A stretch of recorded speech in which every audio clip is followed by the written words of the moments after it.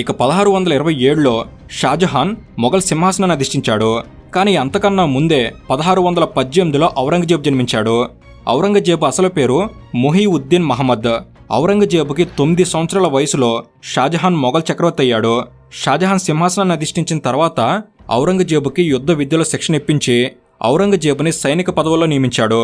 షాజహాన్ వద్ద ఖన్ అనే అత్యంత నిష్ణాతుడైన సైనిక కమాండర్ ఉండేవాడు. అతని ఆధ్వర్యంలో ఔరంగజేబు సైనికపరమైన వ్యవహారాలను చూసుకునేవాడు. అలా సైనికపరమైన వ్యవహారాల్లో ఔరంగజేబుకి అనుభవం ఏర్పడింది.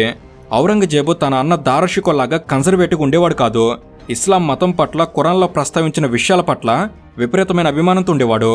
అయితే షాజహాన్ తన 4 కొడుకులు ఎదుగుతున్న క్రమంలో అందరికీ వారి వారి బాధ్యతలు అప్పగించాడు. మొదటి కొడుకుని చక్రవర్తిని చేయాలని భావించాడు. రెండవ కొడుకు ఔరంగజేబును డెక్కన్ ప్రాంతానికి సుబేదార్గా నియమించాడు. 10,000 మంది సైన్యానికి ఔరంగజేబుని కమాండర్గా నియమించాడు. ఇక మూడో కొడుకు మురాద్ని గుజరాత్ మాల్వా ప్రాంతాల గవర్నర్గా నియమించాడు. ఇక ఆఖరి కొడుకు షా సుజాను బెంగాల్ గవర్నర్గా నియమించాడు.